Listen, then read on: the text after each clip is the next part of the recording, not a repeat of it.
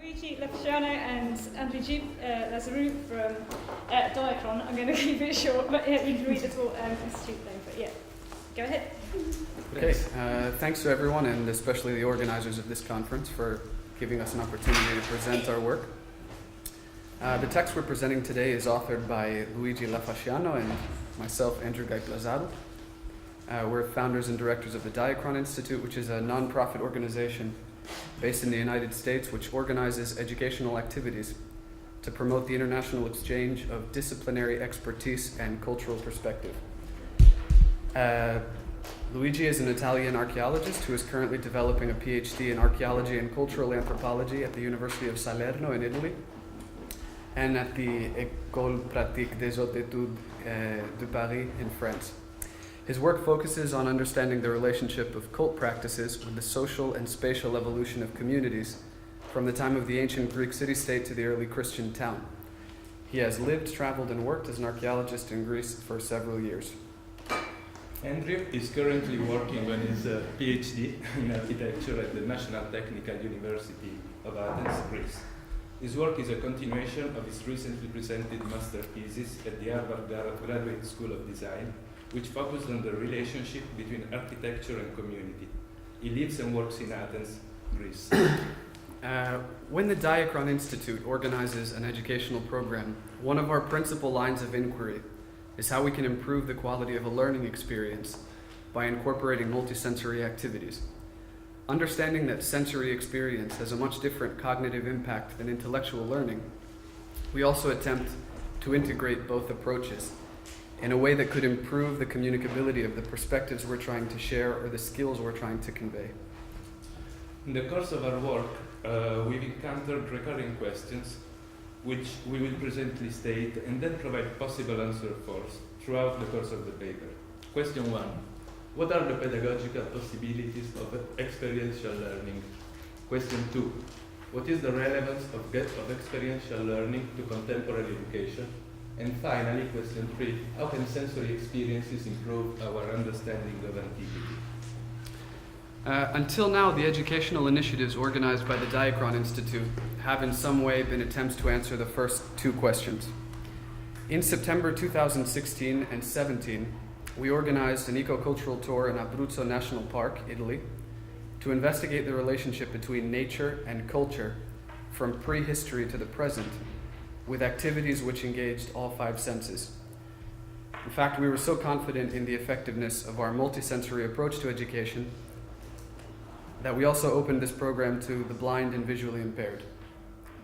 This expedition, which is part of a series of educational tours offered as part of our In Dialogue with the Wild program, was directed by French conservation biologist and executive consultant of the Diakron Institute, Nathan Rank, who is currently developing his PhD thesis on movement ecology at Harvard University and the Fondazione Edmund Mach in Italy. Among the more effective activities which enabled our participants to learn about and to connect with the natural environment were first, silent listening sessions led by French audio naturalist and guest collaborator Fernando Rosen, with pre-recorded audio samples from his international sound recording expeditions and with professional recording devices which we implemented on site in the National Park. Fernando introduced us to the notion of soundscape, the idea that visible landscape is also perceptible, and especially to wild animals, as a combination of sounds. In particular, we attempted to locate and listen for wolves, to learn how to maintain control of the territory by howling, and we listened to the red deer rap, a complex mating ritual which takes place once per year. Then we provided several lessons in tactile recognition, during which participants learned how to recognize tree species, animal tracks, and edible plants, and encounter the cultural traces of historical communities located in the mountains of the national park. Lastly, our most delicious learning experience was the historical meal, organized at the Transhumanza Museum of Villetta Barrea, during which we tasted authentic dish characteristic of different historical periods, from prehistory to the Middle Ages. The initiative we are presenting today is a 3-week immersive exploration of the history and anthropology of the Cycladic islands in Greece, which will take place this summer in June and July. During the first week, participants will receive an introductory course in modern Greek and will have an opportunity to explore Athens and the island of Paros, and will attend lectures about Greek archaeology with a particular emphasis on the Cyclades. During the second week, they will participate in an archaeological excavation of the archaic sanctuary of Apollo on the island of Despotiko. And during the third week, they will engage in a series of cultural activities organized as modern reinterpretations of experiences from the transitional period of Ephivia, which engaged the young Greek men between adolescence and maturity. The thematic focus of our cultural exploration is the ancient cult of Apollo, and in particular, the rituals and activities connected to Ephivia. Ephivia was, especially between the archaic and classical periods, a definitive educational period in the life of an ancient Greek. The patron deity of this transition, especially in the Cyclades where he was born, was the god Apollo. His cult addressed many relevant aspects of Greek and Cycladic life, including lawfulness, medical and ascetic practices, prophecy, and poetry. These esteemed attributes define the ideal of the Puros, the adolescent entering into adulthood and acquiring the social status of full citizenship. During the transitional period of Ephivia, adolescents learn the Apollonian arts in order to manifest in themselves the ideal Puros. Physically and symbolically removed from their communities for several months, they learned how to hunt with bow and arrows, how to sing and dance, how to use medical plants, and how to communicate with their patron deity in ecstatic meditations. As Pierre Vidal-Naquet, Blackhunter, and other studies have demonstrated, from the classical period onwards, Ephivia was mainly instituted to prepare citizens for warfare. However, up until the archaic period, it was explicitly included a wider range of citizens' function. Sources from this period about Ephivia, or however this transitional period might have been referred to by different communities, belong mostly to Sparta and Crete. Though there exists no complete account of how Ephivia was structured in a single community, what is known to us is a series of details, specific ritual celebrations which were likely associated with Ephivia.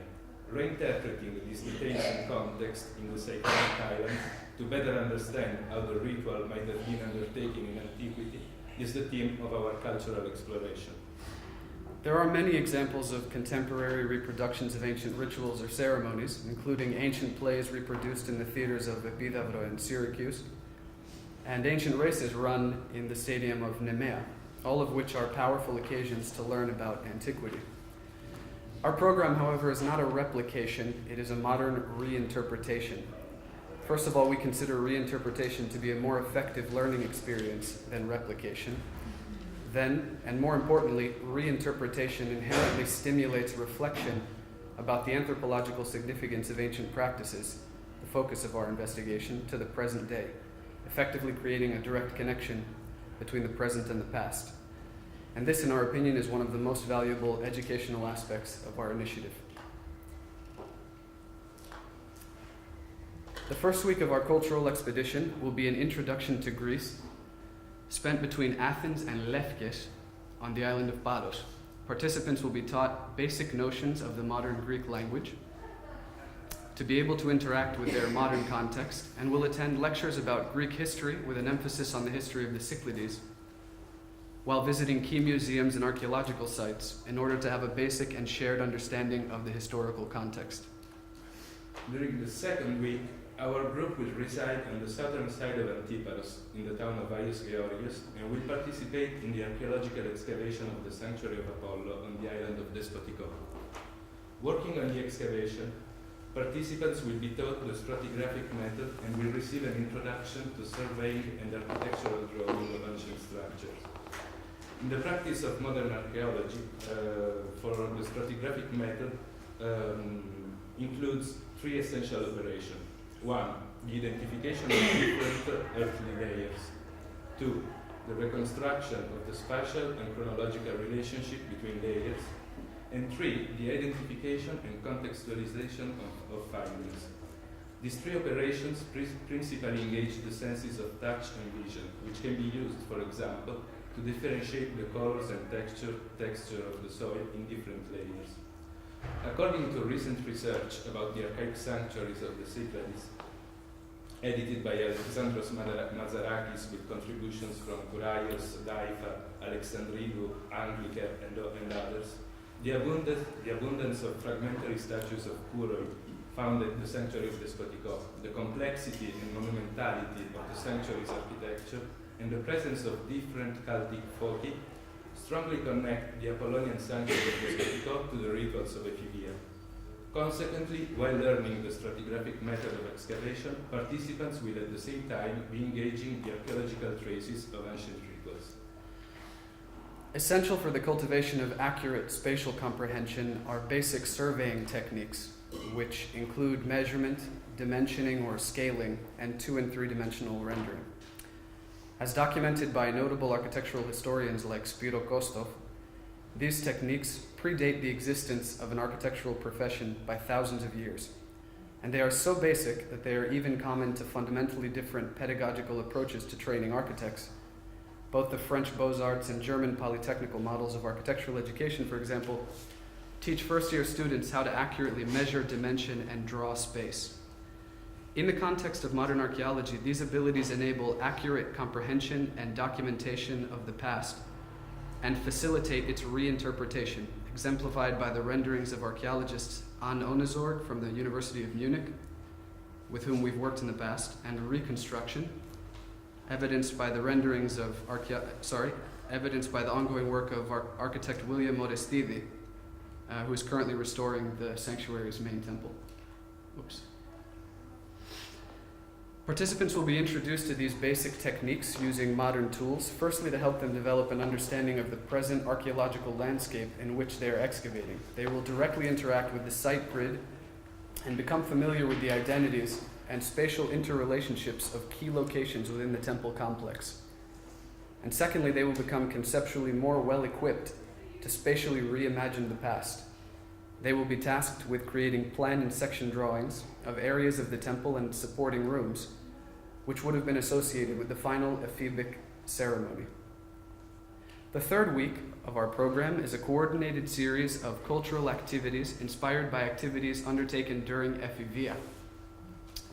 We will now discuss 2 of the cultural activities included in this year's expedition: fishing and cave meditation. Previous research has highlighted the importance to Greek ephebes of learning how to hunt. The kind of hunting they performed using traps and bows and arrows was very different from the so-called honorable hunting performed by citizens in their maturity. Ephebic hunting expressed the adolescent's liminal value during their transition to adulthood in order to become part of the official citizenship, which was the highest expression of the culture of a polis. Adolescents would experience all the opposite values to those of their community. The polis being spatially associated with the city, the opposite context, which was engaged by the ephebes, was the wild nature at its periphery. And in the context of the Cyclades, the wild was the sea. This was the environment in which we must imagine a young Parian adolescent learning to hunt in antiquity. And learning how to hunt in this environment means learning how to fish. Experiencing the sea was and continues to be an integral part of the daily experience of insular communities. To connect the present with the past by experiencing the sea, participants will experience the practice of modern fishing with local fishermen and explore underwater archaeological structures located around the island of Despotico by snorkeling. The latter experience will be led by Italian underwater archaeologist Paola Palumbo from the University of Bari. These activities will not only take place in the same environment in which ancient ephebes learned to move and hunt for food, they will at the same time enable a deep understanding of how the place has changed throughout history. For example, the spatial significance of the change in sea level from the archaic period until today becomes immediately comprehensible while snorkeling several meters above the remains of an ancient temple. Participants will also experience a guided visit to and a meditation in the cave of Antiparos. This cave was really likely linked to initiatory rites of passage patronized by Artemis and Apollo, as suggested by Erika Angliker, specialist in Cycladic and Archaeology, who is working together with us on this project. The kind of hypnotic meditation practiced by ancient Greek shamans and later developed by the Pythagoreans between the 7th and 5th centuries BC was likely associated with the ritual actions undertaken by young Ephebes. One of these shamans was the Cretan Epimenides, who developed meditation techniques by which he was taught to be able to dissociate his soul from his body. In the Cretan tradition, Epimenides was consistently associated with the cult of Kuretes, which in historical times was a class of priests who worshipped the most influential deity of the island, Zeus Tritagenes. The hymn of Paleocastro, dedicated to Zeus Kouros, which was found on a 4th century BC stele copied from an archaic one, was probably sung by adolescents as part of their ephebic ritual demonstration. A century later, the same kind of meditation practices became a central part of the Pythagorean education. The Pythagoreans, who were politically influential in the history of many 5th century BC Greek colonies in Italy, went as far as developing a new kind of heroic model for the youth of their communities. As demonstrated by Marcel Detienne, this new Pythagorean model was exemplified by the figure of Heracles, seen as Pius Hero undergoing different labors to achieve his ascension to the gods. And one of the most displayed labors between the 6th and the 5th centuries BC was his descent to the underworld to capture Cerberus. The same underworld was visited by the pre-Socratic shamans during ecstatic meditations in order to acquire supernatural knowledge. A passage from Xenophon, describing one mythical variation of the youth of Heracles, draws a strong connection between the period of Ephebia and the kind of ritual meditation. As you can see, it is said that Heracles, in the passage from adolescence to youth, when young men, becoming more self-aware, reveal if in their life they will take the path of virtue or vice, went to and sat down into a solitary place, meditating about which path to take. Suddenly there appeared to him two tall women advancing towards him. What is described in this passage is an ecstatic vision received by Heracles while sitting down in a solitary place. The Greek expression esoukian katestei indicates a ritual action. To cite two examples, in Aristophanes' Plutus, esoukia katakestei refers to the sick practicing ritual sleep in order to receive dream healing in the Athenian temple of Asclepius. Then, centuries later, Strabo uses the expression katesoukian ekei kataperen folio, lying in stillness like animals in a den, to refer to the same kind of ritual performed in the plutonium of Akaraka in Asia Minor. The esoukia, when referring to the Pythagoreans, indicated the stillness and quiet necessary to perform their meditation.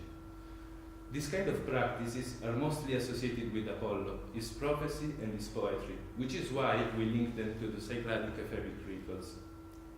Caves were ideal places to perform this kind of meditation because of how their characteristic environments affect senses, as demonstrated by recent studies by Whitehouse, Betts, and Gustinova on their role in the ancient religious experience. According to Eleanor Betts here, the whole cave experience intensifies one's awareness of one's body. And we may add, by comparing the cave experience to how blind people feel space, that complete darkness intensifies the perceptive capacity of the four remaining senses. Yeah. In closing, we wanted to give very brief one-sentence answers to the three questions with which we introduced our paper. What are the pedagogical possibilities of experiential learning? The pedagogical potential of experiential learning is that it takes place at the intersection of physical and intellectual comprehension. In answer to question 2, experiential learning offers contemporary education a holistic alternative to the teaching of concepts, i.e. intellectual learning. And in response to question 3, by activating an awareness of our constant biological relationship with the past, i.e. the timelessness of being human, sensory experience can enable us to more lucidly comprehend dynamic historical phenomena. The reinterpretation of ephebic ritual activities emphasizes a fundamental evaluation inherent to our educational program. Sensory experiences are an effective way to learn. A ritual in itself is a sophisticated manipulation of one's consciousness through precise and diverse sensory stimulation. Put another way, senses create sense. That is, senses create knowledge and identity. Relying on this biological constant, we propose that the experiential reinterpretation of historical phenomena in general is not only useful from a didactic point of view, but is also a powerful tool for its phenomenological investigation. If you wish to have more information about our cultural exploration, please visit www.diakron.org or contact me at LG Lafasciano. How do you say that? At gmail.com, and thanks for your attention.